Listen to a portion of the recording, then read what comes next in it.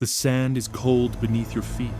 Torches hiss along the corridor walls, casting long shadows that flicker like restless spirits. Ahead, the roar of the crowd rises and falls like an ocean breathing in the dark. You were not born for this arena, but you will die in it, or rise from it as something Rome never expected. Life as a gladiator rarely begins with choice. For many, it starts with chains. Some are prisoners of war, conquered in faraway lands, dragged across seas, sold as property in Rome's markets.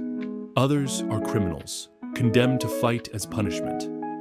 And a few are men so desperate for coin or glory that they sign away their freedom voluntarily, hoping the arena will give them what life never did.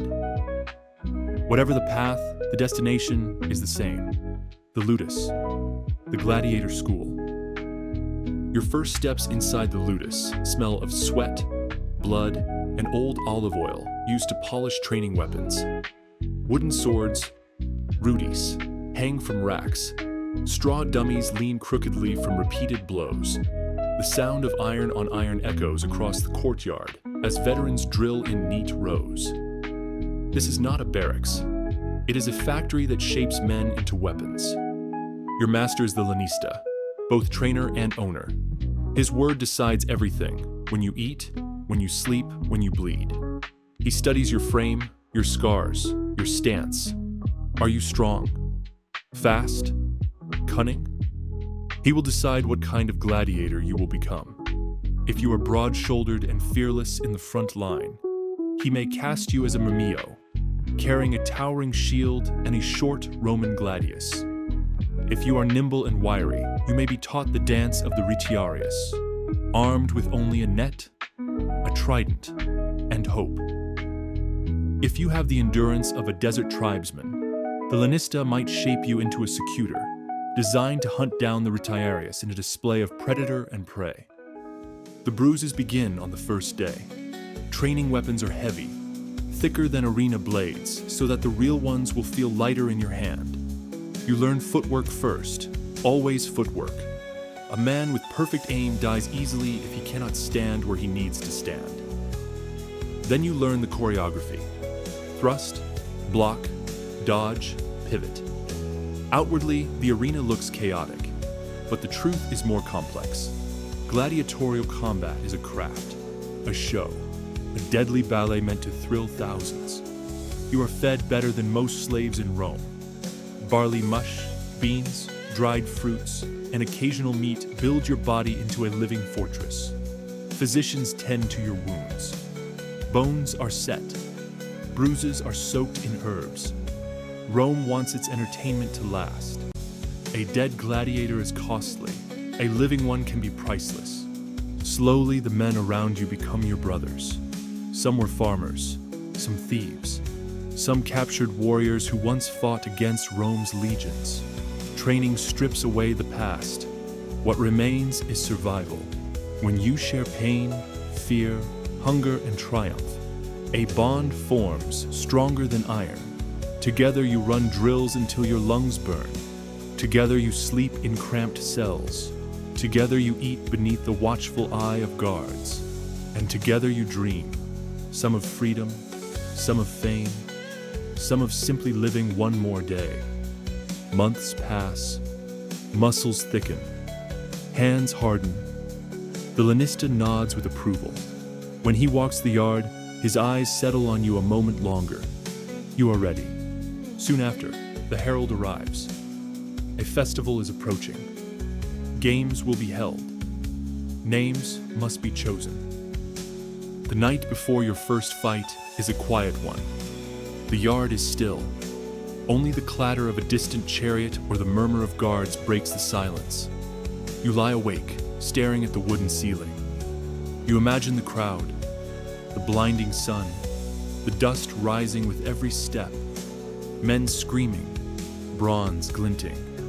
The knowledge that a misstep means oblivion. You feel fear, but also the strange fire of anticipation. You have trained too long to die anonymously. If this is your fate, let Rome shout your name. At dawn, the gates of the ludus open. You and your fellow gladiators march in chains toward the amphitheater. The closer you get, the louder the sound. A living beast made of thousands of throats. Children cling to their fathers' cloaks. Vendors shout over one another, selling figs, olives, pastries, and garlands of flowers.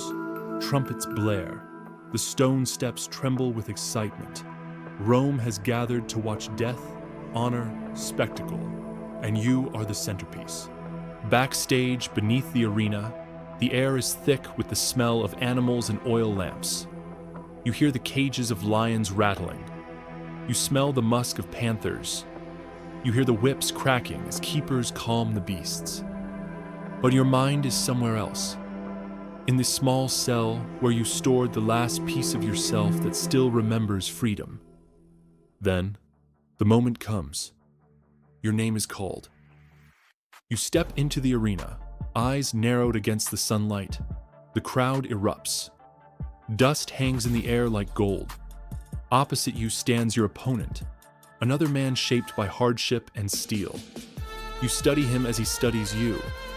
You hear your heart pounding. And then the signal is given. You move. The first clash of metal is a shock through your bones. The crowd roars. You step, pivot, strike. He blocks, counters, circles. You taste blood, not his but yours, from a shallow cut along your arm. Pain sharpens you. Hours of training compress into instinct. You see an opening. You take it. He stumbles. The crowd gasps. Then with one final thrust, the fight ends. Silence falls for a heartbeat. Then comes the moment every gladiator fears more than any blade, the judgment. The defeated man lies helpless. The crowd looks to the editor, the official who controls your fate. A hand raises, thumbs outstretched. The crowd roars, some calling for mercy, others for death. And with one gesture, a man's life is decided. But today, you are spared the burden. Today, your opponent receives mercy. You fought well, and Rome respects skill. As he is carried away, you stand victorious. You return to the ludus a different man. Not free, not safe, but transformed. The lenista greets you with a rare smile. You will fight again, and each time, Rome will know you better. Some gladiators rise through reputation alone. A well-landed blow, a dramatic dodge, a display of courage, all echo through the marble streets like wildfire. Children reenact your battles. Merchants sell small clay figures carved in your likeness. Women slip notes beneath the ludus gate. Senators request appearances. Glory clings to you like dust from the arena floor. But the price is steep. Scars coil across your skin like maps of past battles. Old wounds ache in the cold. Sleep becomes a battlefield of its own. You live from festival to festival, never certain which will be your last. For some, the end comes quickly. A blade slips. A shield cracks. A lion leaps too fast. The arena remembers every drop. For others, the legend grows long enough to earn what few dare to imagine: freedom. A wooden sword, the rudis. Simple, plain, worthless in coin, priceless in meaning. When a gladiator survives long enough, fights well enough, earns the crowd's love deeply enough, the editor may grant him this symbol. It means emancipation. It means you are no longer owned. It means you are a survivor carved from the cruelty of Rome. If fate is kind, you will live to see such a day, but many do not.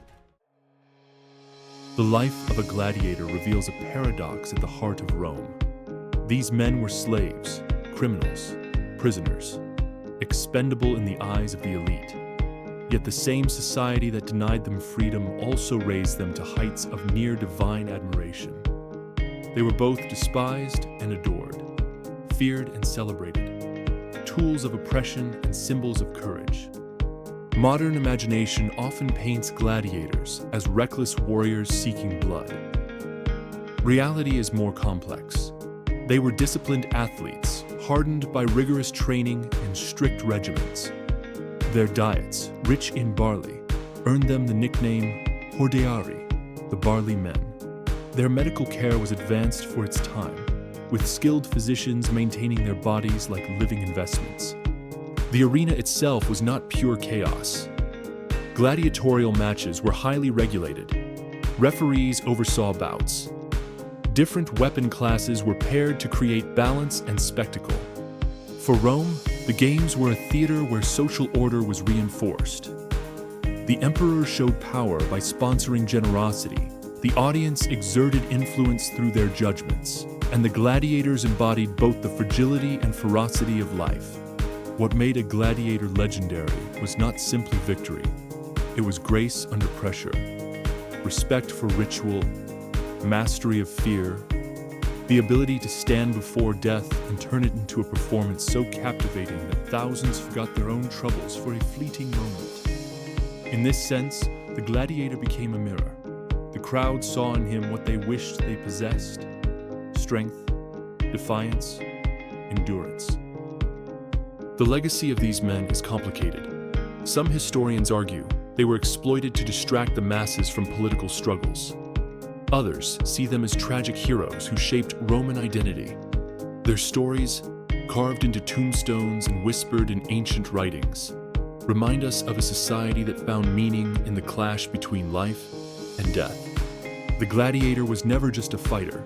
He was a symbol of Rome's brutality, its grandeur, its contradictions, and its hunger for spectacle.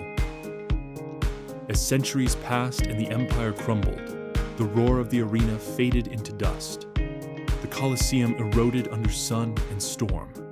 The ludus drained of life, yet the image of the gladiator endures, a silent silhouette standing on blood-soaked sand, looking up at a sea of faces, defying fate with every breath.